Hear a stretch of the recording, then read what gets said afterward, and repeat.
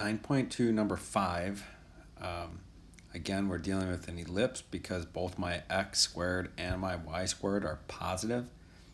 What they want us to do is find the standard form of the equation. So I'm going to do the work. I'll do the work over here in this space. We have to do some completing the square stuff. So there's a 4x squared plus 49y squared. And I'm going to move the 196 from the left to the right. So it's negative. Now when I move it to the right, it's going to be positive. And then, you go through the calculator. I've shown this in other videos, but you're going to divide everything by 196. And you do this because you always want the ellipse equal to 1. And the reason why I don't have to do any completing the square here, there are no x or y terms to the first power. And then if you do 4 over 196 and you math enter on your calculator, you're going to get 1 over 49. So this is x squared over 49. Now you can write the 1 in front of it, but you don't have to, so just leave it off there. And I bet you can guess 49 over 196 would leave me with y squared over 4. So you can go ahead now and type that into your box up here for the standard form.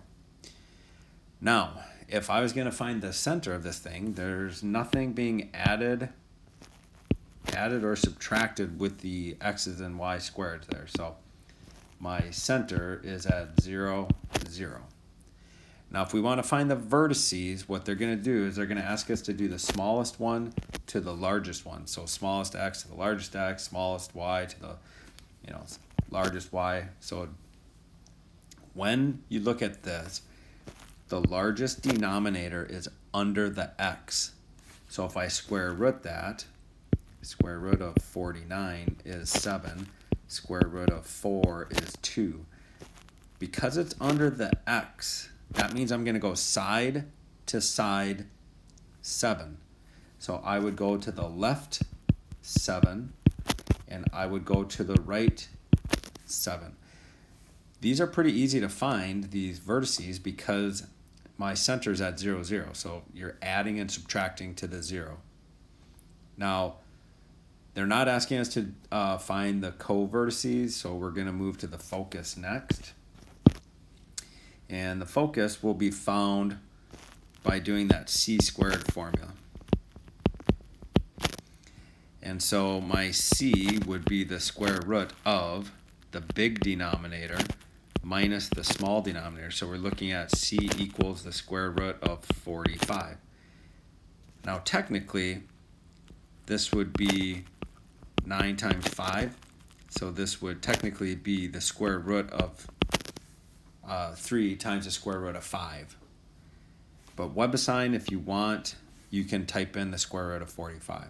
So again, because my major axis is running side to side, right? The biggest denominator is under x. That means I'm going to go from the center to the right, the square root of 45, and to the left. So I'll go to the left first, which would be negative 3 root 5, comma 0. And then back to the right, 3 root 5, comma 0. So just moving from the origin or the center. And eccentricity is c over a. And so my c value is that 3 root 5, and the a value is 7. So for me, 3 root 5 over 7 is my eccentricity. So if you move down to the graphs, pretty easy to see. We're not dealing with the two circles, and we want the ellipse that for me is more sideways. My major axis was running sideways, so it's the bottom right corner.